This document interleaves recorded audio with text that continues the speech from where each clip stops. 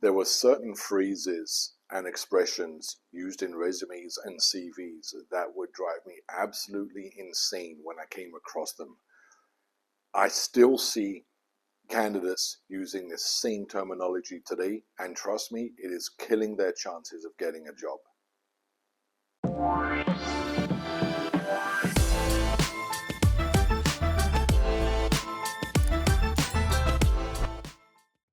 I'm John, and welcome back to the channel. In these videos, I talk about employment, job applications, interviewing, and everything employment in between.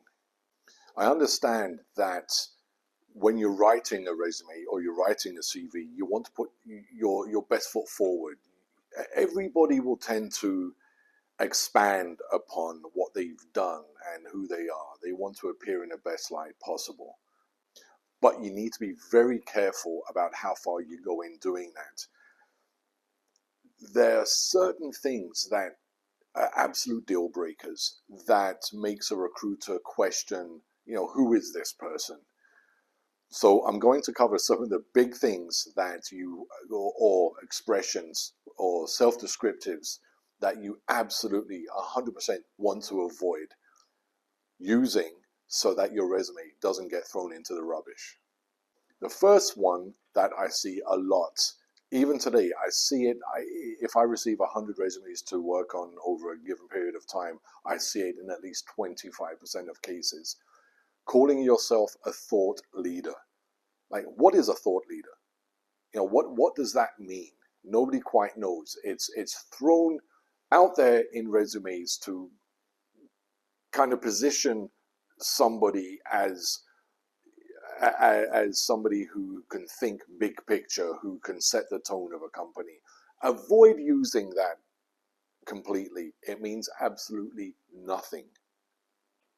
Another one that I see, which really, if I was hiring for a position and I saw it, I potentially would completely reject this resume.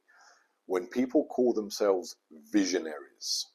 Like, what is a visionary? I mean, when I think of visionary, I think of somebody, ahead of a religious movement. Avoid using visionary. Again, like thought leader, it means absolutely nothing. Other people might call you a visionary. You should not call yourself a visionary. Avoid using that at all costs. This one has had its day. Don't use this. Think outside the box. Again, I understand somebody wants to kind of express how they can be creative, they can find alternative solutions. But again, what does that mean as well? Think outside the box. What box? Another one to avoid. Do not use it.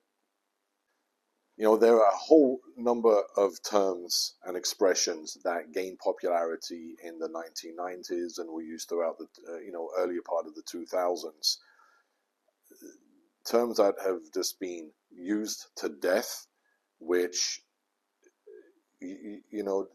I think, if anything, show a lack of creativity or original thinking on the part of the reader. One is, and I'm sure you've all seen it, leverage, where somebody can leverage resources, leverage their skill sets. Don't use leverage. Leverage is done. It's had its time. Along with leverage is synergy. You can create a synergy. Again, another one of those cliche terms. Somebody once told me that when they read resumes, when they were reading resumes or reading CVs, they would play a game of what they called BS bingo, where they would have a list of all of these terms and they would see how many of those terms that they would find on the resumes and tick them off, and if they hit the list, it was bingo. So terms like synergy, leverage, avoid using them. Use only everyday language that everybody can understand. Language that means something to every level of reader. Other similar terms you may want to avoid using are value add, the value add I bring, go-getter, strategic thinker. These big, broad terms that don't actually really point to anything specific. You might say how you impacted wide strategic projects, but avoid describing yourself as being strategic. So again, in a nutshell, stick to language that you would tend to use on a daily basis. Avoid terms that inflate who you are. I mean, I don't want to say you shouldn't inflate who you are and the abilities that you bring, but avoid terms that flowery expressions, terminology that might be used by somebody else if they're writing a biography on you. Avoid using those in your resume. Keep it simple. Keep your resume authentic. Try to, as much as possible, use language that you would use on a daily basis. They'll quickly see that when they interview you, who you are, and there might be a big disconnect between your CV or resume and who you are in person. Stick to language that you're comfortable with. Stick to language that you would appreciate reading. In essence, you don't want to create a barrier between the reader and your resume. You want them to buy into you. You want them to feel that this is a real person. This is somebody I can relate to. If it's an agency that's recruiting, this is somebody that my client can relate to.